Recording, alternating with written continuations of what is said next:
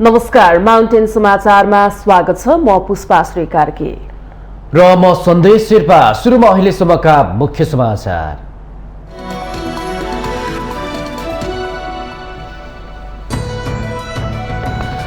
भौतिक पूर्वाधार मन्त्री रेणुकुमारी यादवको विवादास्पद अभिव्यक्तिको चौतर्फी आलोचना। पदमुक्त गर्नुपर्ने आवाज उठिरहँदा पनि सरकार भने अझै मौन, हिंसालाई प्रोत्साहन गरेको विश्लेषण।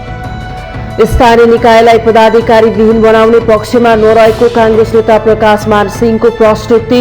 स्थानीय तहको निर्वाचन संविधान अनुसार समयमै हुनुपर्नेमा जोड। नेकपा माओवादीले कुर्णा कम नभएसम्म जनपरिचालनका कामको जिम्मा पार्टी अध्यक्षलाई दियो। एमसीसीको बारेमा बनाइएको कार्यदलले दिएको सुझावपछि मात्रै अघि बढ्ने निर्णय। कोरोना संक्रमण दर अहिलेसम्मकै उच्च। संक्रमण दर झण्डै 57% पुग्यो। पछिल्लो 24 घण्टामा थप 10,254 जनामा कोरोना संक्रमण पुष्टि, 16 जनाको मृत्यु।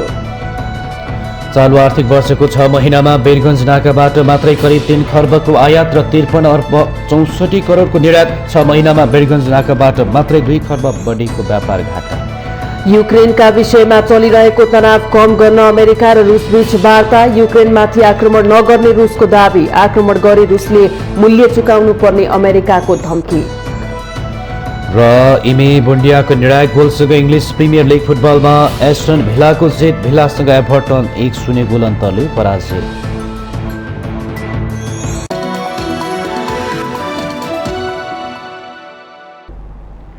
अब समाचार विस्तारमा। भौतिक पूर्वाधार मन्त्री रेणुकुमारी यादवको विवादास्पद अभिव्यक्तिको चौतर्फी आलोचना भए पनि सरकार अझै यस विषयमा मौन छ। मन्त्री यादवले माफी माग्नु पर्ने वा सरकारले उहाँलाई पद मुक्त गर्नुपर्ने माग सरकारभित्र तथा बाहिरबाटै आए पनि प्रधानमन्त्रीले यसबारे केही बोल्नु भएको छैन। विशेष गरी गठबन्धन टुट्ने डरले प्रधानमन्त्रीले यसप्रति मौनता साध्नु भएको आरोप लागिरहेको छ। केही दिन अघि सीके राउत लक्षित विवादास्पद अभिव्यक्ति दिएपछि भौतिक पूर्वाधार तथा यातायात मन्त्री रेणुकुमारी यादवको चौतर्फी आलोचना भइरहेको छ। रौतहट जिल्ला सदरमुकाममा बुधबार मन्त्री यादवले सार्वजनिक कार्यक्रममै जनमत पार्टीका अध्यक्ष डाक्टर सीके राउतको ज्यान लिने भनेर दिएको धम्कीको आलोचना हुँदै आएको छ। साथै मन्त्रीको यो अभिव्यक्तिप्रति सरकार मौन बसिरहेको प्रति धेरैले असन्तुष्टि व्यक्त गरेका छन्। विशेष गरी प्रमुख प्रतिपक्षी नेकपा एमालेका नेताहरूले मन्त्री यादवको यो अभिव्यक्ति तथा सरकारको मौनताप्रति गहिरो आपत्ति जनाइरहेका छन्। आफ्नो नेतृत्वको मन्त्रीले हिंसात्मक अभिव्यक्ति दिँदा समेत प्रधानमन्त्री देउवाले केही बोल्न नसकेकाले हिंसा भड्काउन प्रशय मिलेको आरोप समेत एमाले नेताहरूले लगाउँदै आएका छन्। एमालेले भने जस्तै प्रधानमन्त्री शेरबहादुर देउवा वा नेपाली कांग्रेसले आधिकारिक रूपमा केही बोलेका छैनन्। गठबन्धन दल नेकपा एकीकृत समाजवादीका नेता शंकर भण्डारीले मन्त्री यादवको अभिव्यक्ति आपत्तिजनक रहेको ठहर गर्दै माफी माग्न तथा तत्काल राजीनामा दिन माग गर्नुभएको छ। त्यसमा पनि मन्त्री भनेको देश हाँक्ने एउटा निकायमा बसेको व्यक्तिले यसरी कुनै पार्टीका नेतालाई कुनै जनतालाई ज्यान मार्ने धर्की भनेको यो कदापि पनि राम्रो छैन। त्यसैले सबैभन्दा पहिला 1 नम्बरमा नैतिकताको आधारमा मन्त्री रेणु यादवले आफै राजीनामा गर्न उत्तम हुन्छ। यदि उहाँले राजीनामा गर्न चाहनुहुन्न, मन्त्री पदमा टाँसिराख्नुहुन्छ भने उहाँको पार्टीले उहाँलाई स्पष्टीकरण लिएर उहाँलाई मन्त्री पदबाट उहाँको पार्टीले बर्खास्त गर्नुपर्छ। यदि पार्टीले पनि बर्खास्त गर्दैन भने प्रधानमन्त्रीले पनि उहाँलाई बर्खास्त गर्नका लागि पछाडि हट्नु हुँदैन। गठबन्धनका नेताहरूले व्यक्तिगत धारणा र अभिव्यक्ति दिँदै आए पनि मन्त्री यादव सम्बन्धित दल जनता समाजवादी पार्टी वा सरकारबाट आधिकारिक धारणा नआउनुलाई विभिन्न कोणबाट विश्लेषण गरिएको छ। राज्यको उच्च तहमा बस्नेको अभिव्यक्ति वा व्यवहार तुलनात्मक रूपले बढी जिम्मेवार हुनुपर्ने भन्दै कांग्रेस महामन्त्री विश्वप्रकाश शर्माले मन्त्री स्वयंले माफी माग्नुपर्ने वा सम्बन्धित दलद्वारा पहल कदमी लिनुपर्ने वा प्रधानमन्त्रीले पदमुक्त गर्नुपर्ने सुझाव सरकारलाई दिनुभएको छ। त्यस्तै नेपाली कांग्रेस हिंसाको विरुद्धमा रहेको र संविधानको परिधिभित्र रहेर मात्र अभिव्यक्ति दिनुपर्ने नेपाली कांग्रेसका प्रभावशाली नेता प्रकाश मान सिंहको बुझाइ छ। यो चाहिँ जुन सिस्टम छ नि, यो सिस्टम त खास गरेर यो त हामी चाहिँ के हो भन्दाखेरि भाइलेन्समा त हामी त विश्वास गर्दैनौँ। त्यत्रो चाहिँ भनौँ न, अब चाहिँ यो शान्ति प्रक्रियाबाट बल्ल बल्ल हामीहरूले चाहिँ नयाँ संविधान जारी गर्यौँ र त्यो संविधानको भावना र मर्म अनुरूप सबै चाहिँ चल्नु चाहिँ पर्छ। अब आधिकारिक धारणा तपाईँ खोज्नु नै हुन्छ भने चाहिँ अब पार्टीको चाहिँ हाम्रो चाहिँ अब भनौँ न अब वर्किङ कमिटी बसेर डिसिसन गर्ने त्यो आधिकारिक आफ्नो ठाउँमा चाहिँ छ। आफ्नो अभिव्यक्तिको चर्को आलोचना भएपछि नैतिकताको आधारमा मन्त्री यादवले राजीनामा दिनुपर्ने माग उठेको छ। तर विभिन्न बहानामा यादवले भने आफ्नो बचाउ गर्दै आउनु भएको छ। उहाँको अभिव्यक्तिले कानुनी राज्यको उपहास गरेको तथा शान्ति प्रक्रियामा गइसकेको शक्तिलाई बिथोलेर समाजमा अशान्तिको वातावरण उत्पन्न भएको आरोप समेत लागेको छ। नागरिक समाजका अगुवा र बुद्धिजीवीहरूले मन्त्री यादवलाई बर्खास्त गर्न प्रधानमन्त्रीको ध्यानाकर्षण समेत गराएका छन्। संघीय मन्त्री जस्तो गरिमामय पदबाट आएको यो अभिव्यक्ति र यसप्रति सरकारको मौनता वास्तवमै खेदजनक छ। माउन्टेन टेलिभिजन एचडी का लागि सुजन चालिसेको रिपोर्ट। सत्तारूढ प्रमुख घटक नेपाली कांग्रेसका नेता प्रकाश मान सिंहले आफू स्थानीय निकायलाई पदाधिकारी विहीन बनाउने पक्षमा नरहेको स्पष्ट गर्नु भएको छ। नेता सिंहले स्थानीय तहको निर्वाचन संविधानले व्यवस्था गरे अनुसार समयमै हुनुपर्ने पनि स्पष्ट गर्नु भएको हो। शनिबार काठमाडौँको चाक्सीबारी स्थित आफ्नै निवासमा सञ्चारकर्मीहरूले राखेका जिज्ञासाको जवाब दिने क्रममा उहाँले संविधानको मर्म र भावना विपरीत कुनै पनि तहको निर्वाचनमा जान नहुने उल्लेख गर्नुभयो। उहाँले 5 वर्ष कार्यकाल पूरा गरेको 6 महिनाभित्र स्थानीय तहको निर्वाचन हुनुपर्छ भन्ने कुरा संविधानमा उल्लेख भएको र सोही अनुसार हुनुपर्ने टिप्पणी गर्नुभयो।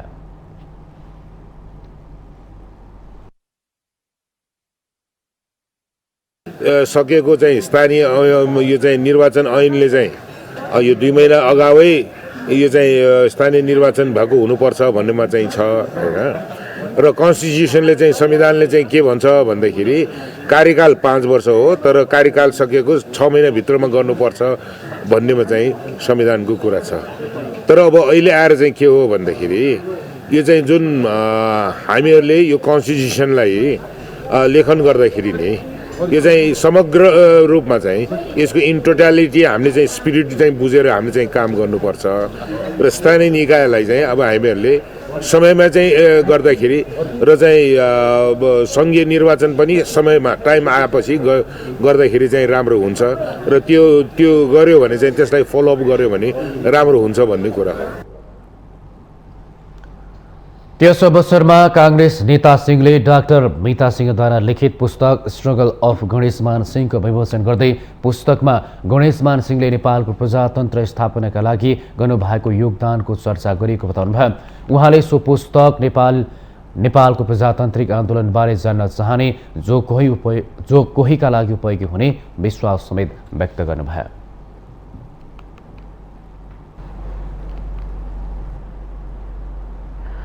नेकपा माओवादी केन्द्रको पूर्व स्थायी कमिटी सदस्यहरूको बैठकले कोरोनाको महामारी कम नभएसम्म जनपरिचालनका कामहरूको जिम्मा पार्टी अध्यक्षलाई दिने निर्णय गरेको छ। शनिबार पार्टी कार्यालय पेरिस डाँडामा बसेको पूर्व स्थायी कमिटी सदस्यहरूको बैठकले उक्त निर्णय गरेको हो। बैठकमा बाँकी रहेका संगठनात्मक कामहरू टुंग्याउने जिम्मा पनि पार्टी अध्यक्ष पुष्पकमल दाहाललाई दिने निर्णय भएको पनि नेकपा माओवादी केन्द्रका नेता तथा पूर्व सभामुख कृष्ण बहादुर मोहराले जानकारी दिनुभयो। उहाँले बैठकमा एमसीसीका बारेमा चर्को बहस भइरहेकोले त्यसलाई समाधान गर्न कार्यदल बनाएको र कार्यदलले सुझाव दिएपछि मात्रै परिमार्जन सहित अघि बढ्ने कुरामा छलफल भएको पनि बताउनुभयो।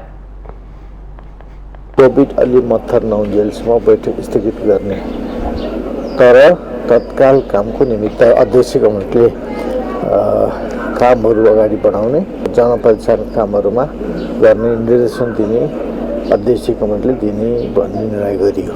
एमसीसी कुरा चाहिँ अलि चर्को ढङ्गले उठाएको छ। त्यसमा हाम्रो पार्टीले एउटा कार्यदल बनाएको छ, पार्टी सरकारले गठबन्धन गर्ने, त्यसको सुझाव लिएर आवश्यक परिमार्जन र संशोधन गरेर अगाडि बढ्न सुझाव दिने र त्यो कार्यदलको सुझाव पर्खिने भन्ने निर्णय हो। यस विषयमा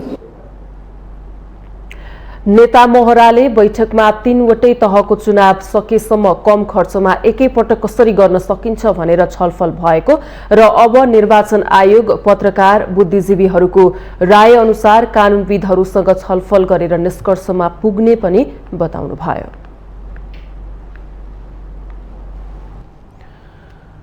गृहमन्त्री बालकृष्ण खाँडले केएमसी र नोबेल मेडिकल कलेजमा देखिएका समस्या तत्काल समाधान गर्ने आश्वासन दिनुभएको छ।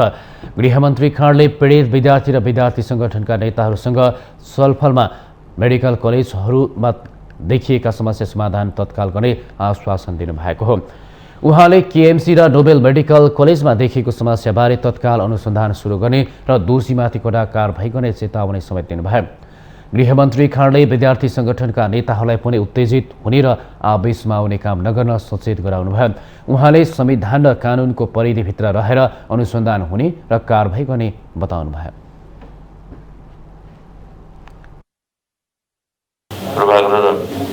हाम्राभन्दा माथि उठेर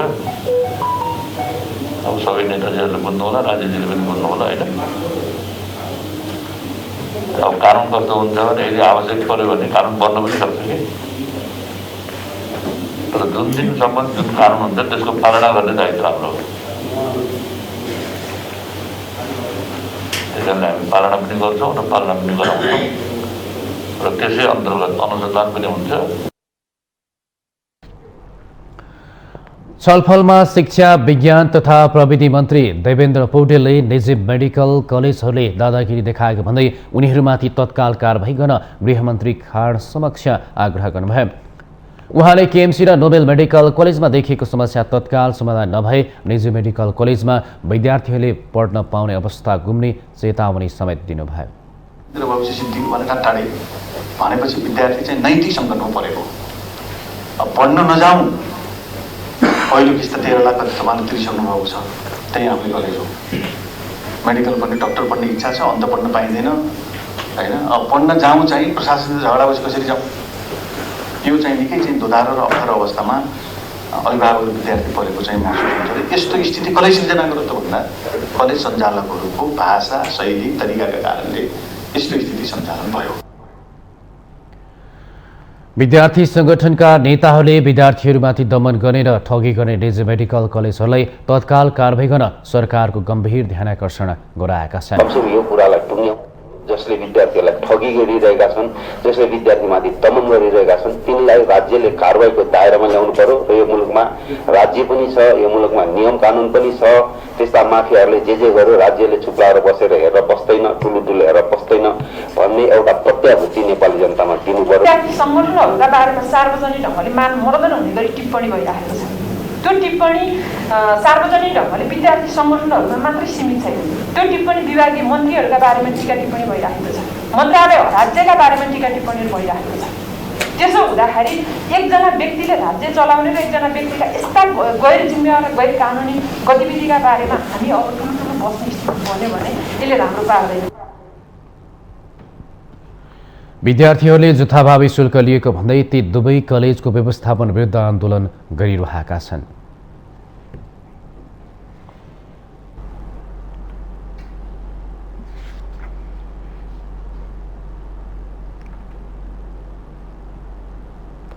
भारतीय सीमा सुरक्षा बल एसएसबीले 10 गजा क्षेत्रमा सुरक्षा पोस्ट खडा गरेको छ। विराटनगर महानगरपालिकाको सीमावर्ती 10 गजा क्षेत्रमा एसएसबीले सुरक्षा पोस्ट खडा गरेको हो। विराटनगर महानगरपालिका 16 दरैया र भारत जोगबनी स्थित टिकुलिया बस्ती बीच पर्ने नो मेन्स ल्यान्डमा सुरक्षा पोस्ट खडा गरेको हो। भारतीय पक्षले एकपक्षीय रूपमा स्थापना गरेको सुरक्षा पोस्टमा अहिले 24 घण्टा एसएसबीको टोली तैनात रहेको छ। 10 गजा क्षेत्रमा सुरक्षा पोस्ट राख्न नमिल्ने भएकाले तत्काल सुरक्षा निकायले पहल गर्नुपर्ने वडा कार्यालयले जनाएको छ। 10 गजामा सुरक्षा पोस्ट बनाएर भारतीय पक्षले नेपालको गतिविधि नियालिरहेको हुन सक्ने कार्यालयले अनुमान गरेको छ। दुई देशीय सीमानामा कुनै पनि संरचना बनाउन र गतिविधि गर्न नपाइने अन्तर्राष्ट्रिय कानून छ, तर 10 गजाको अतिक्रमण हटाउन दुई देशीय सहमति विपरीत भारतीय पक्षले पोस्ट खडा गरेको हो। नाकामा एसएसबीले धम्क्याउने र नेपाली नागरिकलाई दुर्व्यवहार गर्ने गरेको स्थानीयको गुनासो छ। 10 गजामा एसएसबीले पोस्ट बनाएको विषयमा जानकारी आएपछि हटाउनका लागि पहल गरिएको जिल्ला प्रशासन कार्यालय मोरङले जनाएको छ। संरचना हटाउन भारतीय पक्षसँग छलफल गर्ने र भारतीय समकक्षीसँग छलफलबाट समस्या समाधान नभए गृह मन्त्रालय मार्फत कूटनैतिक पहल गरिने कार्यालयले जनाएको छ।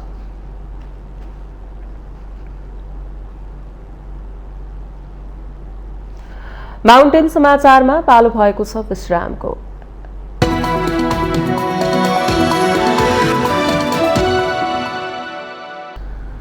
विश्रामपछि स्वागत छ। अब बाँकी समाचार। पछिल्लो 24 घण्टामा थप 10,254 जनामा कोरोना भाइरसको संक्रमण पुष्टि भएको छ। स्वास्थ्य तथा जनसङ्ख्या मन्त्रालयका अनुसार देशभरमा 20,187 नमुना परीक्षण गरिएको थियो। 14,462 नमुनाको PCR परीक्षण गर्दा 8,312 र 5,725 नमुनाको एन्टिजेन परीक्षण गर्दा 2,042 गरी 10,254 जनामा कोरोना संक्रमण पुष्टि भएको हो। संक्रमणबाट 16 जनाको मृत्यु भएको छ। मन्त्रालयका अनुसार नयाँ संक्रमित मध्ये 5,306 जना काठमाडौँ उपत्यकाका रहेका छन्। काठमाडौँमा 3,762, ललितपुरमा 1,110 र भक्तपुरमा 434 जना संक्रमित थपिएका हुन्। यस्तै कास्कीमा 400, मोरङमा 273, सुनसरीमा 212, कैलालीमा 170, चितवनमा 153, रूपन्देहीमा 149, बाँकेमा 148, मकवानपुरमा 147 र काभ्रेमा 101 जनामा संक्रमण पुष्टि भएको छ। मन्त्रालयका अनुसार PCR तर्फ संक्रमण दर बढेर 56.8% पुगेको छ। पछिल्लो 24 घण्टामा 708 जना संक्रमण मुक्त भएका छन् भने हाल 72,862 सक्रिय संक्रमित छन्। सबै जिल्लामा संक्रमण देखिएको छ भने 15 जिल्लामा सक्रिय संक्रमितको संख्या 500 बढी छ। मन्त्रालयका अनुसार प्रदेश 1 को झापा, मोरङ, सुनसरी, मध्य प्रदेशको धनुषा, बागमतीको काठमाडौँ, भक्तपुर, ललितपुर, चितवन, मकवानपुर र काभ्रे, गण्डकीको कास्की र नवलपुर, लुम्बिनीको बाँके र रूपन्देही तथा सुदूरपश्चिम प्रदेशको कैलाली जिल्लामा संक्रमितको संख्या 500 बढेछ।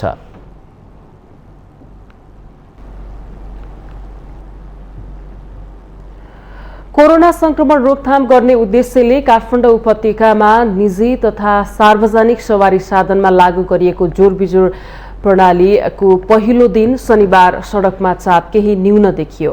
काठमाडौँ, ललितपुर र भक्तपुरका प्रमुख जिल्ला अधिकारीहरूको संयुक्त बैठकको निर्णय अनुसार शनिबारबाट जोरबिजोर प्रणाली लागू भएको छ।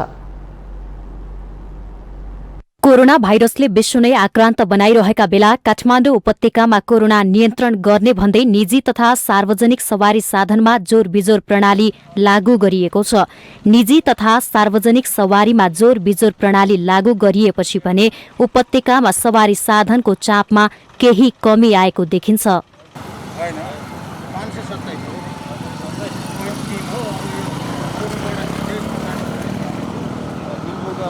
कोरोना भाइरस तीव्र रूपमा बढेकाले नियन्त्रण गर्नका लागि निजी तथा सवारी साधनहरूमा जोरबिजोर प्रणाली लागू गरेर सरकारले परम्परागत धर्म मात्रै पूरा गरेको सर्वसाधारणको आरोप छ। निम्न वर्गीयहरू सार्वजनिक यातायातमा आवत जावत गर्ने भएकाले सार्वजनिक सवारी साधन चल्न पाउनुपर्ने उनीहरूको माग छ। सवारी साधनमा जोरबिजोर प्रणाली लागू गरेर लकडाउन गरेर कोरोनाको नियन्त्रण नहुने बरु अन्य वैकल्पिक माध्यम अपनाउन आम नागरिकको आग्रह छ। केही सर्वसाधारणहरूले जोरबिजोर प्रणाली लागू भए पनि अति आवश्यक सामान किन्न परेकाले बाहिर निस्किँदा कारबाहीमा परेको गुनासो पोख्छन्। प्रत्येक नागरिकलाई चाहिँ यसबाट बच्ने उपायहरूलाई चाहिँ कडाभन्दा कडासँग कार्यान्वयन गर्ने, जसरी हामीले दुईटा लकडाउन भोगेपछि त्यसबाट सिक्नुपर्ने पाठहरू सरकारले पनि सिकेको छैन र जनताले पनि सिकेको छैन। जसरी यो अब समस्या आयो नि, जब कुनै कोरोनाको संक्रमण नहुँदाखेरि चाहिँ चुप लाएर बस्ने, केही प्रभावकारी काम नगर्ने, रोकथाम नगर्ने, आवत जावतमा सबै गर्ने, जब एकदमै लकडाउन भनौँ न कोरोनाको संक्रमण बढेपछि मात्रै चाहिँ उपायहरू खोज्ने जुन हाम्रो छ पहिलादेखिको, त्यो नै एकदम गलत छ। लागु हुने हो सोधेको, मैले सुनेको नि हो, तर आज मलाई चाहिँ अलिकति इमर्जेन्सी काम थियो। आज बाहिर मान्छे जाने थियो, बाहिरबाट मान्छे आएको थियो, सामान लिन आएको खास म सामान लिएर आएको छु। सामान सोद्धाखेरि हुन्छ, आज लास्ट टाइममा के अरे आज फर्स्ट दिन हो, रिक्वेस्ट गर्दा हुन्छ भने भन्नुभएको थियो। ट्राफिक नै सोधेँ मैले, चक्रपत ट्राफिकमा म बाँसबाट आएको।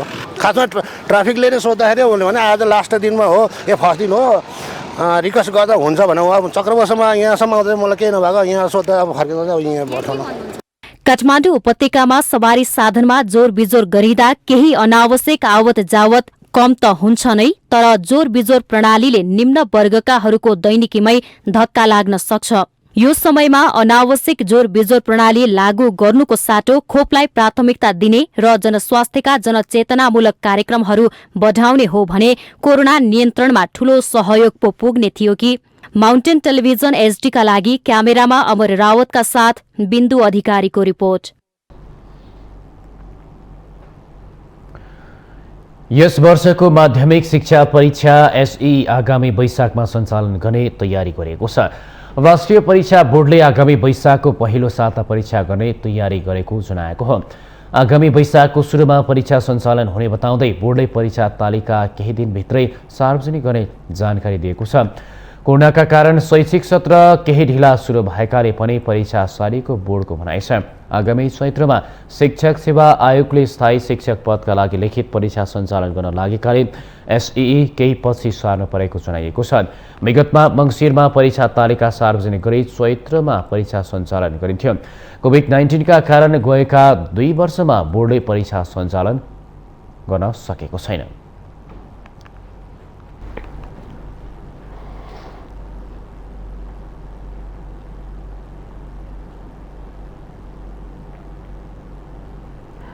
चिसोसँगै डडेलधुरामा पेट दुख्ने, निमोनिया, रुगाखोकी लगायत रोगका बिरामीको संख्या बढ्न थालेको छ। चिसो सुरु भएसँगै अस्पताल तथा स्वास्थ्य संस्थामा बिरामीको संख्या बढ्दै गएको हो।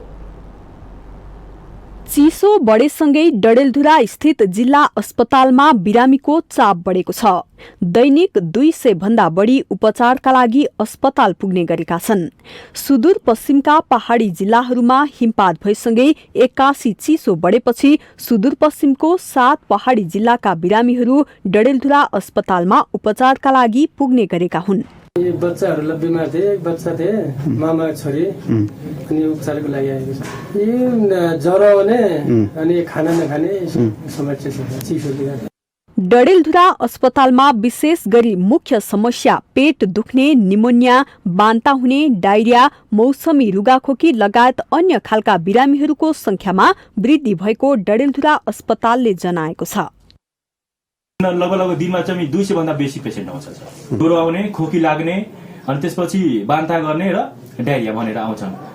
हाम्रो अहिले चिसोले गर्दाखेरि म्याक्सिमम बच्चाहरूलाई यो निमोनिया नै हुने र कोल्ड एलर्जी भनेर पनि बच्चाहरू आइरहेछ। चिसो मौसममा बालबालिकाहरूमा निमोनियाको समस्या अधिक आइरहेको अस्पतालले जनाएको छ। अन्य व्यक्तिहरूमा रुगाखोकी लगायतको समस्या हुने भएकाले घर परिवारका सदस्यहरूले हेरचाहमा विशेष ध्यान दिनुपर्ने चिकित्सकको सुझाव छ। 81 चिसो बढेपछि बालबालिका र वृद्ध वृद्धा बढी प्रभावित बनेका हुन्। माउन्टेन टेलिभिजन एचडीका लागि डडेलधुरा सहकर्मी विमल जैरूको रिपोर्ट।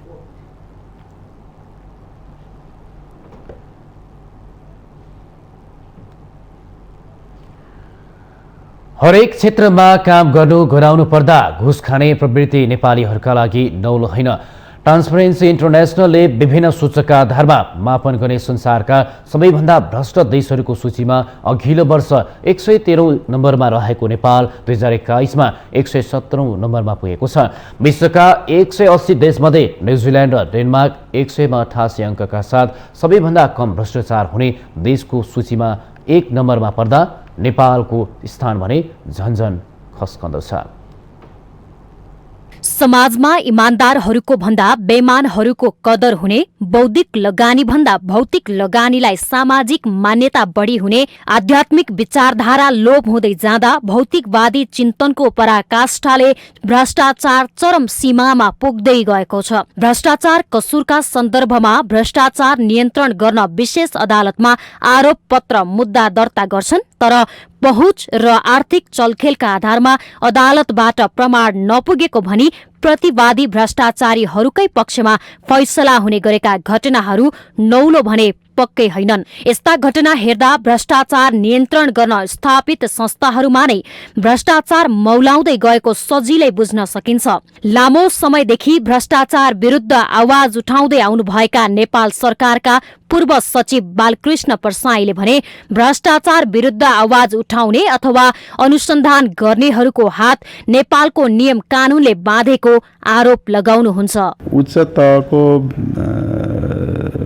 राजनीतिक नेतृत्वको संलग्नता नभइकन यस्तो ठुल्ठुलो खालको हाई प्रोफाइल केसेसहरू चाहिँ हुन सक्दैन भन्ने किसिमको अब अहिले अनुसन्धानबाट पनि त्यो कुराहरू कतिपय आइरहेको छ होइन र अघि पनि हामीले भनिसकेका छौँ जस्तो अब यो नीतिगत रूपमा अहिले धेरै जसो कुराहरू चाहिँ के छ भन्दाखेरि अब त्यो क्याबिनेटले निर्णय गर्यो भने त्यो चाहिँ यो अनुसन्धान गर्ने निकायको दायराभित्र चाहिँ पर्दैन होइन त्यसलाई इम्युनिटी प्राप्त छ त्यो कारणले गर्दाखेरि चाहिँ अहिले त्यस्तो धेरै प्रवृत्तिहरू चाहिँ क्याबिनेटमा लगेर निर्णय गराउने र चाहिँ अब यो भ्रष्टाचारको कारबाहीबाट चाहिँ रोक्ने भन्ने कुराहरू आइरहेको छ त्यसले पनि अलिकति यो बढ्न गइरहेको कुराहरू हो राजनीतिक नेतृत्व तहको संलग्नता चाहिँ त्यहाँ स्पष्ट रूपमा नदेखिएको अवस्थामा चाहिँ अनुसन्धान गर्ने निकायले केही गर्न सक्ने अवस्थाहरू चाहिँ हुँदैन नेपालमा भ्रष्टाचार नियन्त्रण गर्नका लागि संवैधानिक निकायका रूपमा अख्तियार दुरुपयोग अनुसन्धान आयोग छ तर यो संस्थाले ठूला भ्रष्टाचार तथा प्रकरणको भित्री तहसम्म पुगी अनुसन्धान गर्न नसकेर नाम मात्रैमा सीमित रहेको भ्रष्टाचार विरुद्धका अभियन्ता केदार खड्काको बुझाइ छ उहाँ बालुवाटार जग्गा प्रकरण वाइड बढी जस्ता ठूला ठूला भ्रष्टाचारमा राजनीतिक दल अथवा नेताहरूको संलग्नता नभएसम्म यस्ता घटना सम्भव नहुने ठोकुवा गर्नुहुन्छ उहाँ नेपालको अदालत स्वच्छ नभएको प्रधानमन्त्री लगायतका नेताहरूको मनोबल उच्च हुन नसकेको तथा अख्तियार नेतृत्व उच्च नभएकाले यसरी भ्रष्टाचार मौलाइरहनु नेपालको दुर्भाग्य भएको विचार राख्नुहुन्छ विगतमा चाहिँ विगतको अख्तियार दुरुपयोग अनुसन्धान आयोगले उप प्रधानमन्त्री तहको मानिसलाई कारबाही गरेको छ जना पूर्व आइजिपीहरूलाई कारबाही गरेको छ ठुल्ठुला प्रहरी अधिकृतहरूलाई कारबाही गरेको सचिवहरू कारबाही परेका छन् तर राजनीतिक नेतृत्वलाई नेपालको एन्टी करप्सन एजेन्सीहरूले छुनै सकेन त्यसलाई चाहिँ एकदमै तल्लो तहमा गएर भित्रसम्म गएर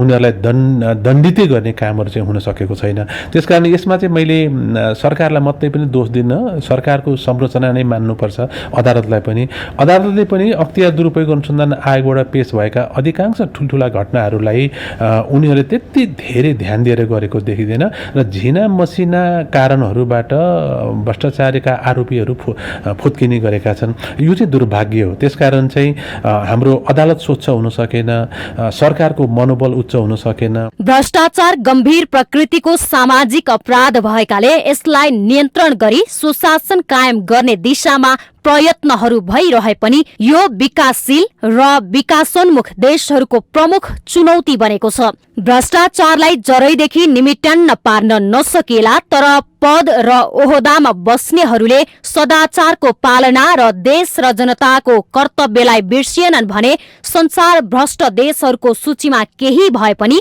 नेपालको छवि सुधार हुने थियो कि माउन्टेन टेलिभिजन एचडी का लागि बिन्दु अधिकारीको रिपोर्ट माउन्टेन समाचारमा पालो भएको छ विश्रामको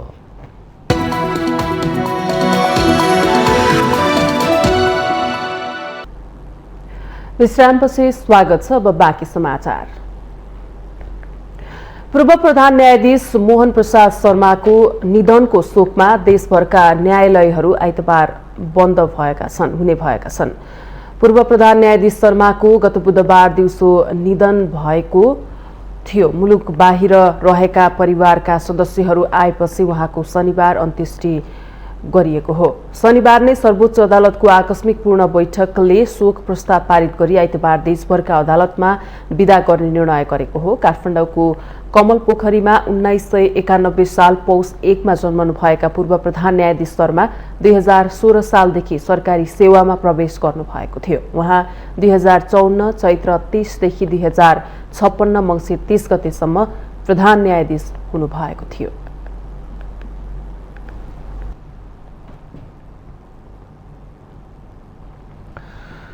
बुद्ध जन्मस्थल लुम्बिनीको प्रवेशद्वार भैरहवा अर्थात् सिद्धार्थनगर नामैले फरक पहिचान भएको स्थानीय तह हो। देशकै दशकौं अघिदेखि नामले नै बुद्ध धर्म दर्शनसँग निकट रहेको यस नगरलाई बुद्धमय बनाउने गरी स्थानीय सरकार, सङ्घ संस्था र व्यक्तिहरूले सहकार्य गरेर विभिन्न गतिविधि अघि बढाएका छन्। विगतमा रूपन्देहीको सिद्धार्थनगर नगरपालिका क्षेत्रमा बुद्ध सिनारीका भौतिक संरचनाहरू कमै थिए, तर यति बेला चारैतिर प्रशस्त मात्रामा देख्न सकिन्छ। सिद्धार्थनगरमा 4 वर्ष अघिसम्म अन्यत्र जिल्ला र बाह्य मुलुकबाट आउने पर्यटक लुम्बिनी पुगेपछि मात्रै बुद्धबारे जानकारी पाउँथे, कलात्मक बुद्ध मूर्ति देख्थे। तर अहिले अवस्था फेरिएको छ। सिद्धार्थनगरमा पाइला टेक्नेले सुरुमै बुद्ध मूर्ति देख्न पाउँछन्। अहिले नगरका मुख्य सडकको डिभाइडरमा समेत बुद्ध मूर्ति राखिएको छ।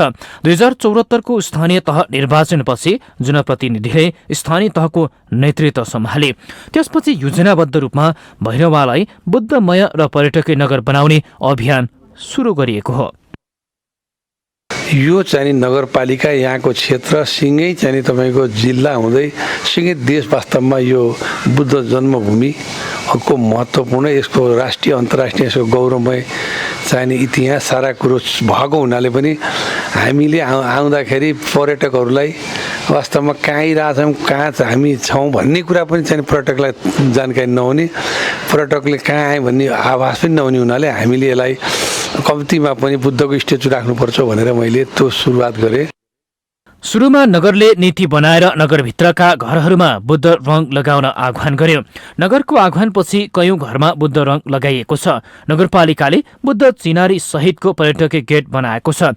स्थलमार्ग भएर सबैभन्दा बढी पर्यटक आउने सीमा नाका बेलियादेखि केही भित्र रहेको डण्डा पुल नजिकै पर्यटकीय द्वार निर्माण भएको छ।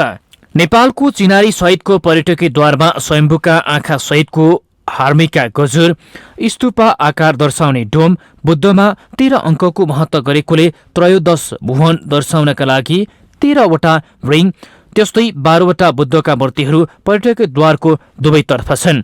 यसैगरी नगरपालिकाले बुद्ध त झल्कने गरी बुद्ध गुम्बा शैलीमा नगरपालिकाको प्रशासनिक भवन बनाउने गरी निर्माणको काम अगाडि बढाइसकेको छ। नगरपालिकाको यस भवन प्यागोडा शैलीमा हुनेछ।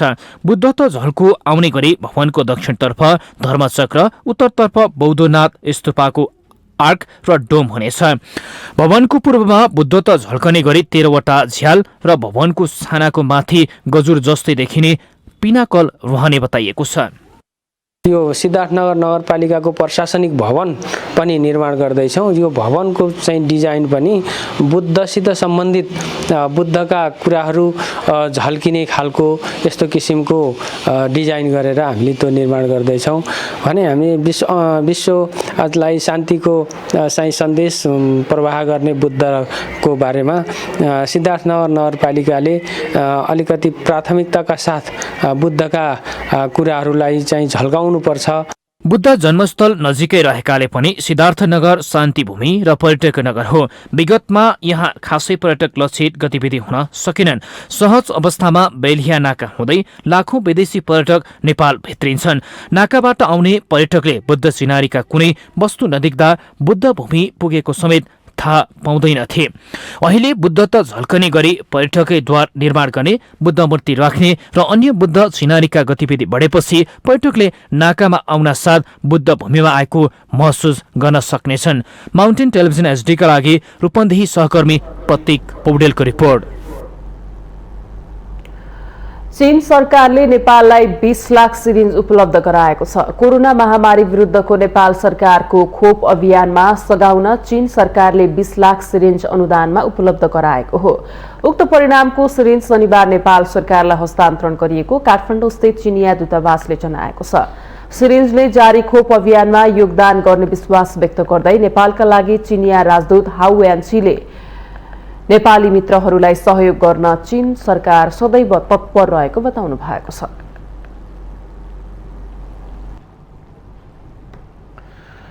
नगर विकास कोषले काठमाडौँमा बहुतले मेकानिकल पार्किङमा लगानी गर्न प्रस्ताव आह्वान गरेको छ। उपत्यकामा हुने अव्यवस्थित पार्किङ व्यवस्थापन गर्न यो योजना ल्याइएको नगर विकास कोषले जनाएको छ। उक्त परियोजनामा लगानी गर्नका लागि काठमाडौँ महानगरपालिकाभित्र कम्तीमा 8 आना भन्दा बढी क्षेत्रफल भएको जग्गा हुनुपर्नेछ। योजना निर्माण गर्न इच्छुक स्थानीय तह, सरकारी तथा गैर सरकारी संस्थाहरूले 15 दिनभित्र आवश्यक कागजात सहित विकास कोषको कार्यालयमा पेश गर्नुपर्ने बताइएको छ। काठमाडौँका थापाथली, त्रिपुरेश्वर, कालीमाटी, टेकु, सोल्टीमोड, कलङ्की, कुलेश्वर, बल्खु लगायतका मुख्य व्यावसायिक सडक छेउहरूमा छेउहरू वा दोहोरो प्रवेश मार्ग भएको भित्री जग्गाहरूमा पार्किङ स्थल निर्माण गर्न सकिने कोषले जनाएको छ। प्रस्ताव पेश गर्नका लागि जग्गा धनी प्रमाणपत्रको प्रतिलिपि, नापी नक्साको सकल प्रति, सङ्घ संस्थाको नवीकरण सहितको प्रमाणपत्रको प्रतिलिपि, प्रस्ताव पेश गर्ने संस्थाको आधिकारिक निर्णय आवश्यक पर्ने कोषले जनाएको छ। नगर विकास कोषले नगरहरूमा आधारभूत सामाजिक सेवा र आयमूलक आयोजना सञ्चालन गर्दै आएको छ।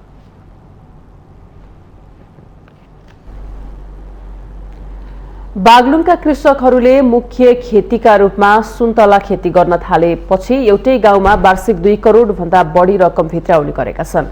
सुन्तलाको व्यावसायिक खेतीले परनिर्भरता हट्नुका साथै पैसा कमाउन विदेश नै जानुपर्छ भन्ने सोच पनि बिस्तारै हट्दै गएको छ।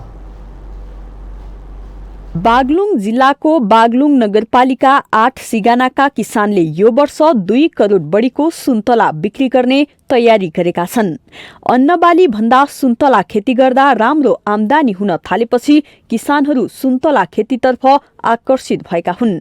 सिगानामा अहिले प्रति किलो 60 देखि 80 रुपैयाँमा सुन्तला बिक्री भइरहेको छ। केही वर्ष अघिसम्म सुन्तला खेती गरे पनि बजार अभाव हुने र उत्पादन राम्रो भए पनि बिक्रीका लागि ठूलै सकस बेहोर्नुपर्ने बाध्यता थियो। तर अहिले बजारको समस्या नरहेको किसानहरूले बताएका छन्। मैले सुरु गरेको व्यवसाय ढङ्गबाट मैले 32 सालदेखि सुन्तला लगाउन सुरु गरेँ। 37मा अलि ठुलो व्यवसायिक किसिमबाट 100 बोट लगाएँ र त्यो 37 सालदेखि अहिलेसम्म अब यसलाई निरन्तर रूपमा यही व्यवसायमा म तल्लिन्छु। पहिले गाउँमा मोटर बाटोको पहुँच नहुँदा टाढा टाढासम्म डोकोमै बोकेर बिक्री गर्नुपर्ने अवस्था थियो। तर अहिले सडक बाटोको पहुँच राम्रो भएकोले थोक व्यापारीहरू घर घरमै पुगेर सुन्तला खरिद गर्दा किसानहरूलाई सहज भएको छ। सिगानामा राम्रो फल लागिरहेका 12,000 भन्दा बढी सुन्तलाका बोट छन्। ती बोटहरूबाट बढीमा एक बोटबाट 28,700 देखि घटीमा 10,000 रुपैयाँका हिसाबले आमदानी हुँदै आएको छ। बजार व्यवस्थापनमा कुनै पनि समस्या नरहेको बागलुङ नगरपालिका 8 का वडा अध्यक्ष राजन जीसीले बताउनु भएको छ। सुन्तलाको उत्पादन अहिले तपाईको एकदमै सन्तोषजनक छ र यसलाई बजार व्यवस्थापनको लागि भन्नलाई हामी बगैँचाबाटै कृषकहरूको बगैँचाबाटै व्यवसायीहरू पोखरा, चितवन, बुटोल, काठमाडौँबाट यहीँ आएको अवस्था छ अहिले।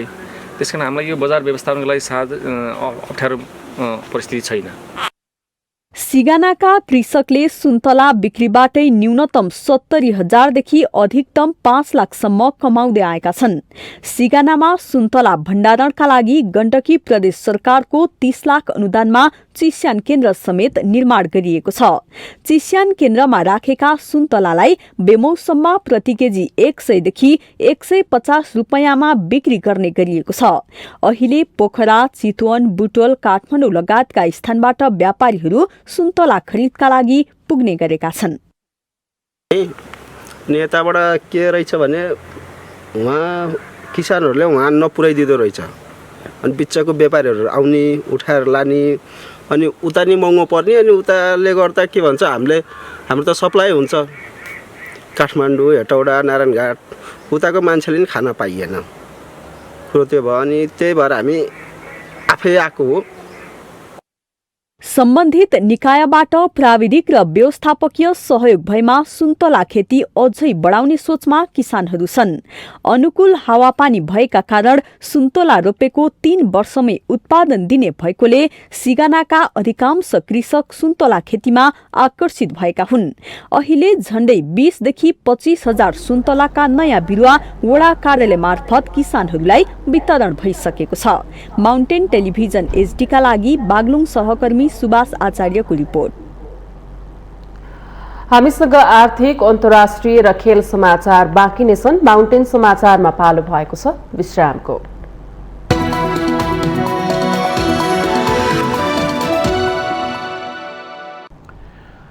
विश्रामपछि स्वागत छ। अब पालो आर्थिक समाचारको।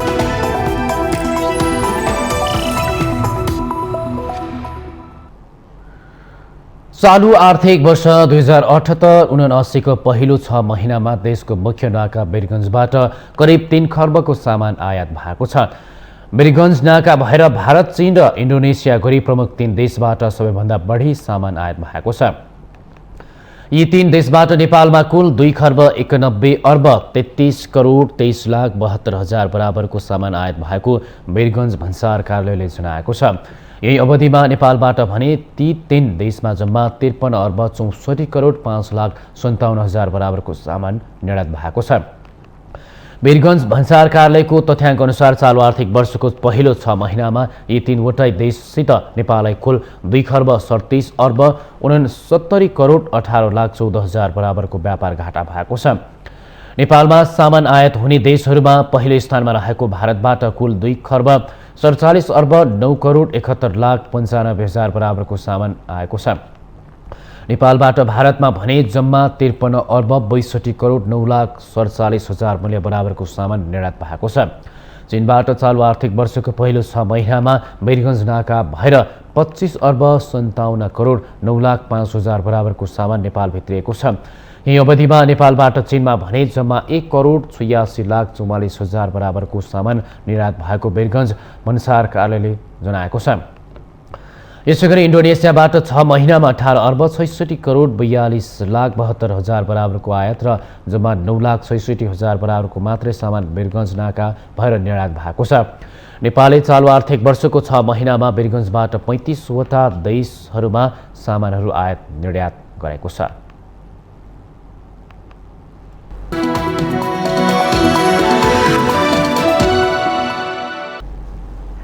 यो सँगै हामी माउन्टेन समाचारको अन्त्यमा आइपुगेका छौं। जाँदा जाँदै मुख्य समाचार पुनः एकपटक।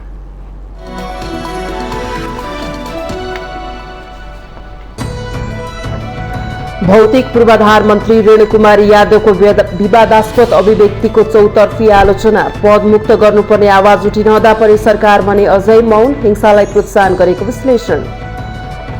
स्थानीय निकायलाई पदाधिकारी विहीन बनाउने पक्षमा नरहेको कांग्रेस नेता प्रकाश मान सिंहको प्रश्नोक्ति। स्थानीय तहको निर्वाचन संविधान अनुसार समयमै हुनुपर्नेमा जोड। नेकपा माओवादीले कोरोना कम नभएसम्म जनपरिचालनका कामको जिम्मा पार्टी अध्यक्षलाई दियो। एमसीसीको बारेमा बनाइएको कार्यदलले दिएको सुझावपछि मात्रै अघि बढ्ने निर्णय। कोरोना संक्रमण दर अहिलेसम्मकै उच्च। संक्रमण दर झण्डै 57% पुग्यो। पछिल्लो 24 घण्टामा थप 10,254 जनामा कोरोना संक्रमण पुष्टि, 16 जनाको मृत्यु। चालू आर्थिक वर्षको 6 महिनामा वीरगञ्ज नाकाबाट मात्रै करिब 3 खर्बको आयात र 53 अर्ब 64 करोडको निर्यात। 6 महिनामा वीरगञ्ज नाकाबाट मात्रै 2 खर्ब बढीको व्यापार घाटा। युक्रेनका विषयमा चलिरहेको तनाव कम गर्न अमेरिका र रुसबीच वार्ता। युक्रेनमाथि आक्रमण नगर्ने रुसको दाबी। आक्रमण गरे रुसले बलिया चुकाउनु पर्ने अमेरिकाको चेतावनी। र इमी बुन्डियाको निर्णय गोलसँगै इङ्ग्लिस प्रिमियर लिग फुटबलमा एस्टन विल्लाको जित। विल्लासँग एभर्टन 1-0 गोल अन्तरले पराजित।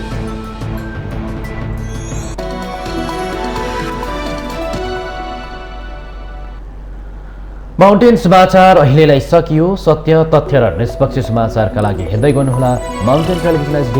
नमस्कार।